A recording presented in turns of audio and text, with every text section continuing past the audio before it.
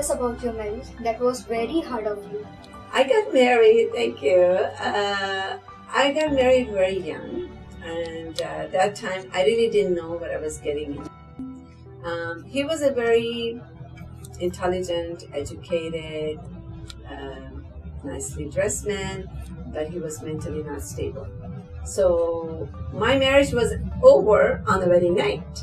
It was already over, but I was a little in shock.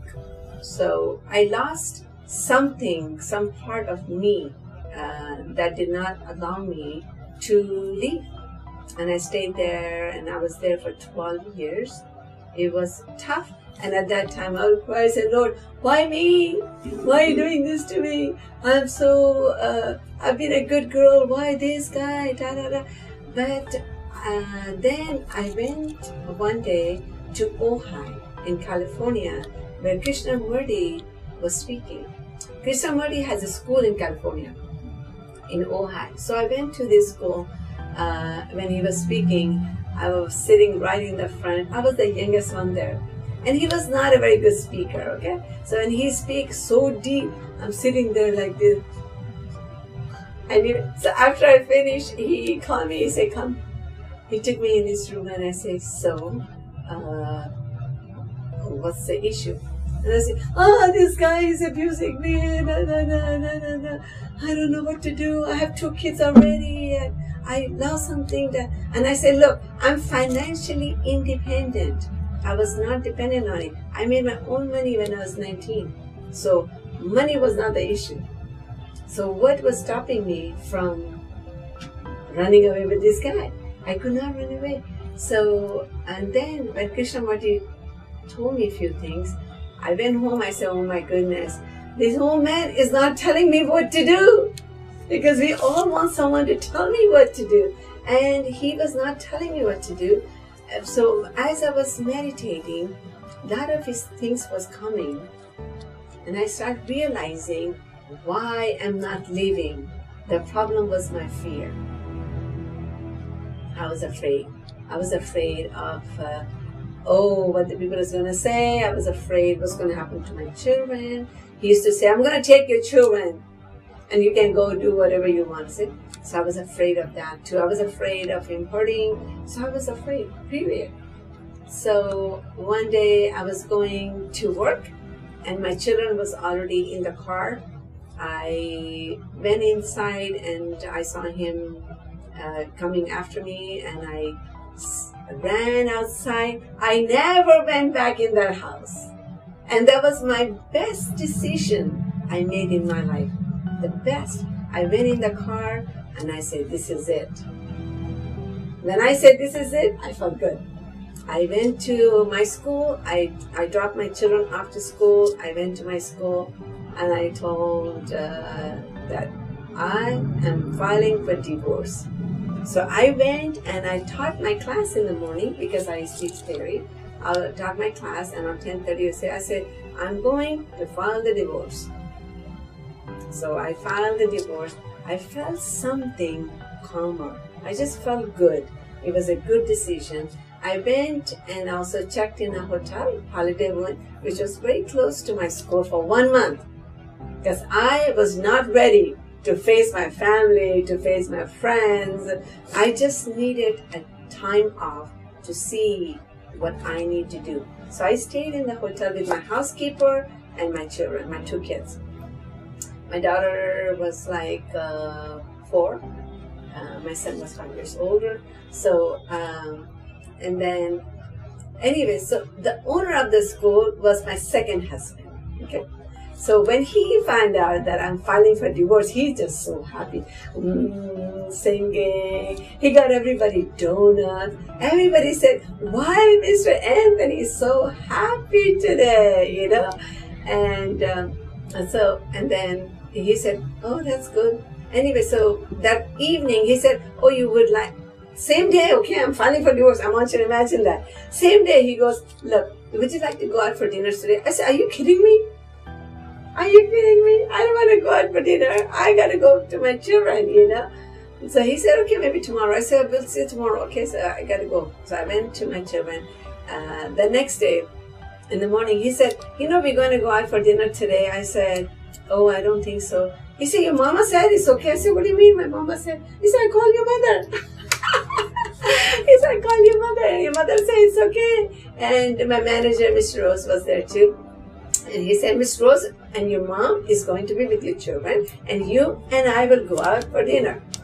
And I said, I don't think so. He said, yeah, your mother said it's fine. After 5 minutes, my mother called. He said, oh my goodness, he's so handsome and he loves you for 18 years. He's perfect. Take a day lunch. I said, Mama, what are you talking about? I don't like him. I do not like him at all.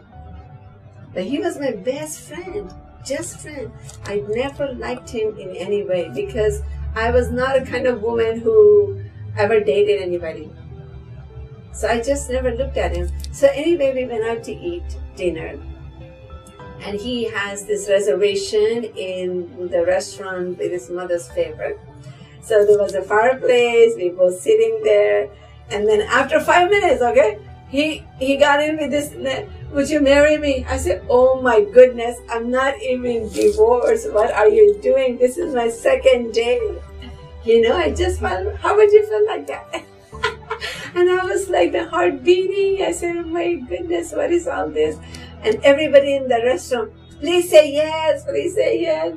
And then I told him, I said, look, I'm not even divorced. What are you doing? I said, I'm not ready. He said, no, I just want to make sure that I'm in the list. So anyway, he sat down and we actually, first time, I knew him for 18 years, but we never talked, you know. This is the first time we sat down and talked. And when we started talking, the owner of the restaurant knew my husband, so he told everybody, do not disturb these two, because we were so like talking like that, you know. We were so involved in ourselves. So it was like around 11, and we looked around. I said, oh my goodness, what time is it? 11 o'clock. I said, oh, my kids, my children, my kids. And my husband goes, don't worry, your kids are taken care of, and I'll drop you back. So we did not know where the time went, because we were so, energy was so engraved in first time, you know. Anyway, he dropped me off at the hotel, and then he gave me something very intelligent to do. He said, you know, why don't you go back and really think about what do you want in your husband? I said, I don't want a husband. I don't want any man. I don't want anything. He said, please think about it. I said, okay. I went back to the hotel. My heart is beating, okay? He hugged me bye, but it was a different hug than a normal hug, right? So I went to the hotel, and my mom and my manager was sitting there. And there was, how was it? How was it? I said, what are you guys doing? Nothing, I'm good. So they left, and I stayed there in a very quiet time. Who's going to sleep with all this excitement, right? Divorce going on, and this guy showering me with all this. I sat down and started writing what I need in my husband. So I had a whole list, and everything in that list was for my children.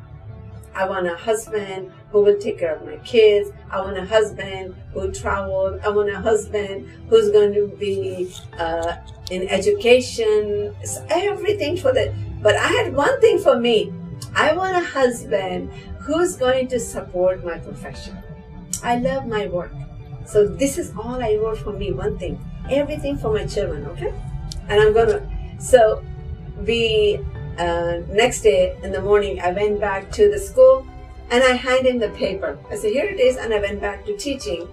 After my teaching, he called me in the office. I went in the office and he said, look, I qualify 99. I also put down, I want a believer. He said, look, the believer is a Christian. I believe in you, but I don't know about that. You know, just like that. I said, okay. But everything was very compatible. And I said, no, you're not used to the children, and you're not going to take care of the children. He said, I will be a perfect husband and children for you. I said, no. Anyway, so he made me keep thinking. And every day was a better day with my husband. Every day. And every day, like when he drops me off, I felt like, oh, can he stay longer? Like that. Which was not, just naturally. Because I was enjoying his company first time. And then I seeing him, the different face of him too, you know. So I was able to keep my relationship, and every day was a better day.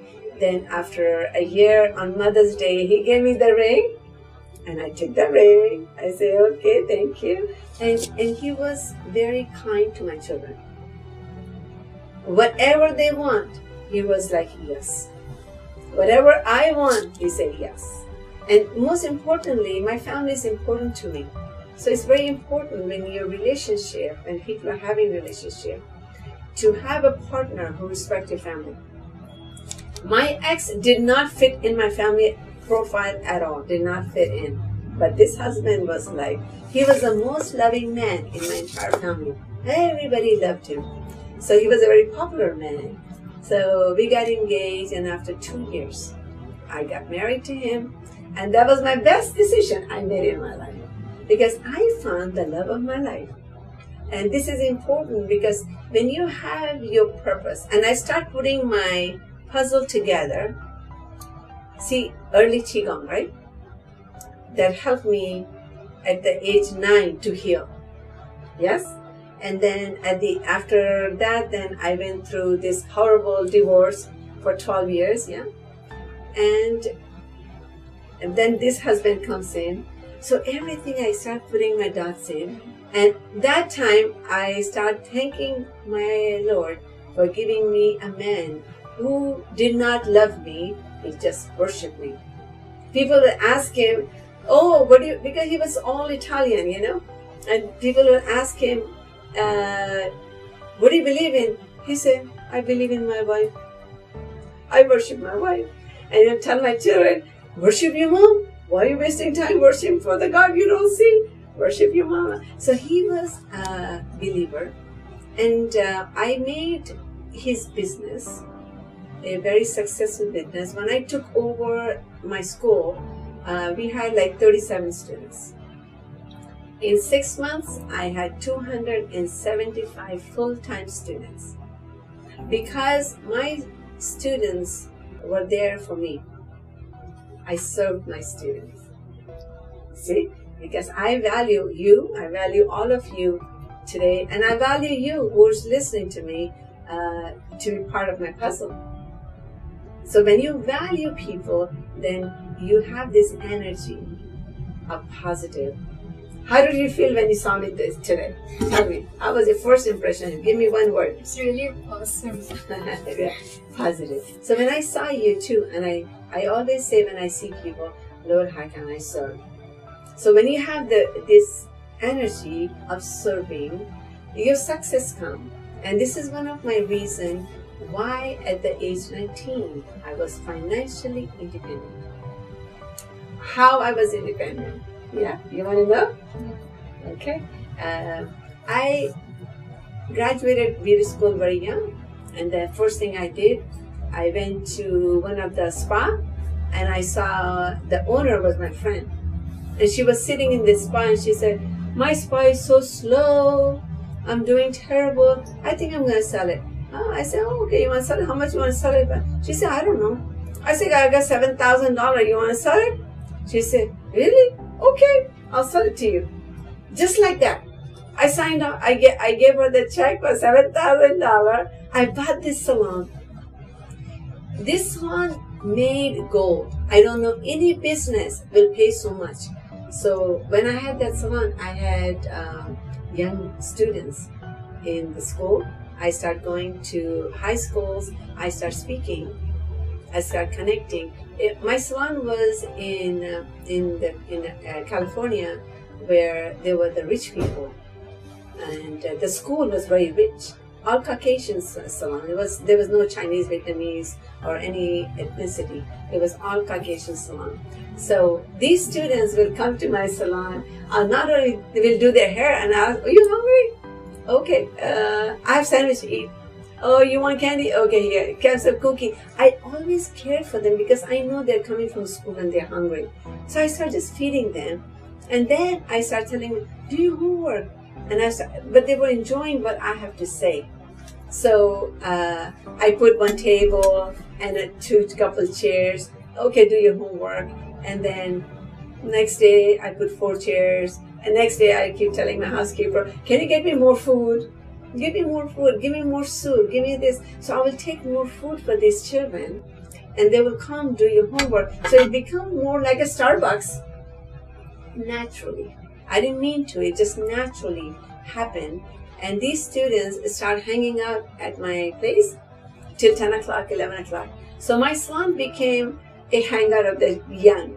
See, all of you young people here too. So I always connected with the young energy, because the innocent energy is a good energy. And not that old energy is bad, it's not like that, but they are more in alignment with my energy. So I was very successful in the salon. In 2 years, I sold the salon for $90,000. How much I sold it, bought it for? How much I bought it for? $90,000. Because, why? Because I served people. I will on Sun, and I made so much money, and I keep helping. I bought a car for somebody, I put a down payment for somebody, so I just keep doing, and I didn't know how to save money, so just keep spending. Then I started reading Rich Dad and Poor Dad book that helped me to understand investment. Then I started more aware, and I started the investment part of it. But up to that point, I didn't know. I made money, but I didn't know how to invest it. See, so it's very important for the young people to understand. It's not how much money you make, or how much money you save is important. So when you make money, make sure you save some and you serve some. Because if you, let's say you make $100, from $100, you need to have a budget where you spend so much for you, you spend so much for your vacation. You have to live within that budget. If that budget doesn't allow you to have a 2-bedroom, then you just have a studio. You sleep with your mother, you sleep with your friend, whatever you want to do, but you must stay in that budget. And this is what I like to do and tell the students, to stay in your budget. So, how did your kids affect it? Oh, with my divorce? Well, when I went through my divorce, of course, my daughter was so young. She didn't know anything. She was so happy with my husband. My son was a little affected because my ex was poisoning his brain.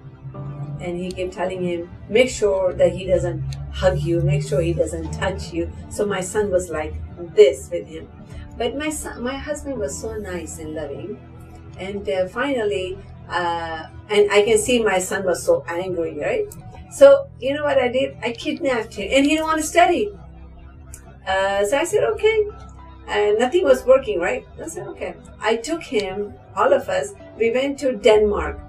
Now, Denmark, what's in Denmark? Nothing, right? So I took him to Denmark, and we spent a lot of family time. Away from everybody, we stayed there for 3 weeks, and my son in the pool, he started talking to me, everything what he was feeling. So he was able to heal himself. And then when I came back, I sent my son for a Dale Carnegie class. And that was a very good decision for young ones, because he changed his clothing. He started looking at this successful CEO and this and that. So he got him, and a lot of my family support.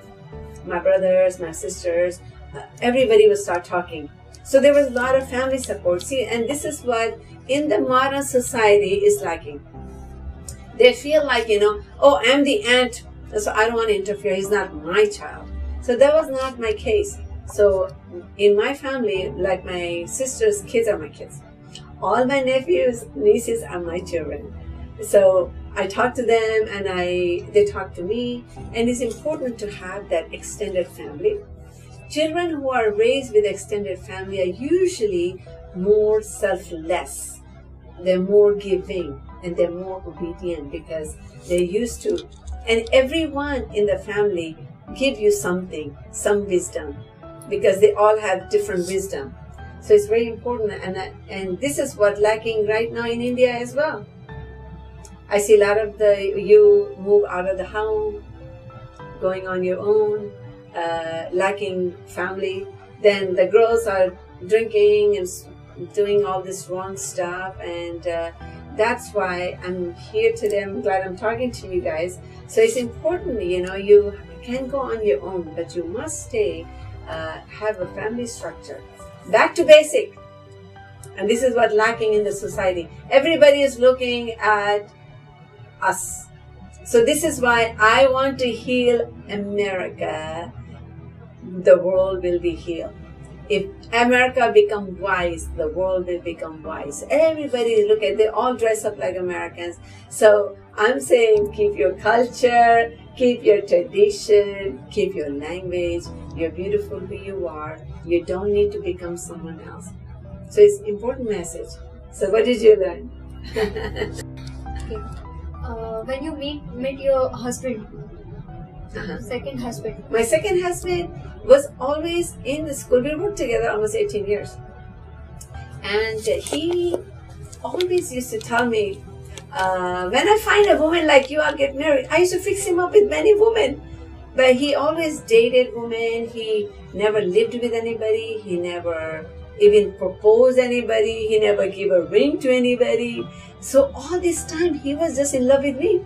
And I didn't know. I wish I knew that. If I would have knew that, probably I would have get rid of my ex-husband earlier. But I didn't know that. But he came in my life so quick. A lot of people thought, oh, I left my husband because of my second. That's not true at all. Everything is organized. So I was able to get back and find the love of my life very quickly. And I believe that I went through 12 years of abuse and domestic violence, and I'm a survivor of domestic violence because it helped me find my purpose in my life. If I didn't get abused, I wouldn't know what it is. I never cared before about abused women, never cared. So I keep thinking for 12 years why I'm going through this. So when I find my second husband, who was the love of my life, I start putting my dots together. And I say, So now I thank you, my ex-husband, for abusing me because you helped me find my purpose. And I did not, when I left him, I did not have, he was very aggressive. He did a lot of wrong things with me, but I turned around and I told my children, treat him like he's your uncle who is mentally not stable. And I make sure that he sees my children, and I turn around, I helped his children, I love his children, and I was able to support him financially too, because I don't believe in retaliation. People talk about Jesus, and I say, look, when you're awakened, you are not capable of retaliation, you're not capable of anger, you're not capable of hate. So everything just goes away. You become just free and you become calm. And this is what happened, my early wisdom. This is what I'm sharing, how important it is. Why is it so important to stay silent? And why is it so difficult to stay silent for 3 minutes? Oh my goodness, it's like eternity. You will dance for 2 hours, 5 hours, yeah. But you will not stay silent for 3 minutes. It's a big thing. So this is my message for the young one. Stay silent and breathe. In and out, in and out. As you breathe in and out, see, you stay calmer. Your body and soul is together. When the body and soul is separate, there's two food. There's a food physically, you have healthy food, and there's a food for your soul. And the food for the soul comes from the connection between you and your Lord. You can call him Bhagwan, you can call him Allah, you can call him whatever name. Doesn't matter. There's only one anyway. So this is how, when my husband came to my life became better. And there was really nothing was missing in my life when my second husband. I had everything. Everything. Traveled the world first class. We had everything. He built me a beautiful home. He called it Casa Munni. I had everything. I helped so many people. I did a lot of work. How was your life with him? My life with my second husband, yes, was perfect. I want to marry him again. See, I wear his ring. Because you know, he was the love of my life. That's it. When you do, in the age of 18, Okay. so the older teachers, Oh, they were mean to me in the school? who are feeling jealous on you. Oh, well, when I started school, I had teachers. They were my teachers before. I came back to school and I felt like, and these teachers were very mean to me. And I was definitely loved because I cared. So when I was in the school, I was already going outside the school for advanced training. So I was actually the very good student, and I had a lot of talent with my hands. I loved my work. So the teacher, well, she was always putting me down. She would always make statements. And when I'm teaching, all the students are around me in the back, all standing, watching. And my teacher standing there so mad. You know? So I knew she was mad. So every time I was always kind to her. So it was her birthday. So I got her perfume. When I gave her the perfume, she was like, she was very emotional. She was so big. She was like 6 foot tall, all blonde, big hair. And she was like, start crying. And I said, oh my goodness, what I do with her now, you know? So why she's like that? So, and I said, what did I do? She said, why you're so nice to me? I am so mean to you. I was so jealous of you and you're so nice. Can you forgive me? And she became my very good friend. See, all this time when she was jealous and mean, I was always responding her with positive energy. And I like probably 19 years old at that time too. So this is all from early wisdom. So my body, and I'm not capable of anger, retaliation, or getting mean to someone. Deliberately, never. But I have said things to people and I hurt people's feelings. Never consciously. I don't mean to, but it happens, right?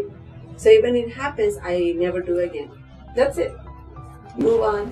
Thank you so much. You're welcome.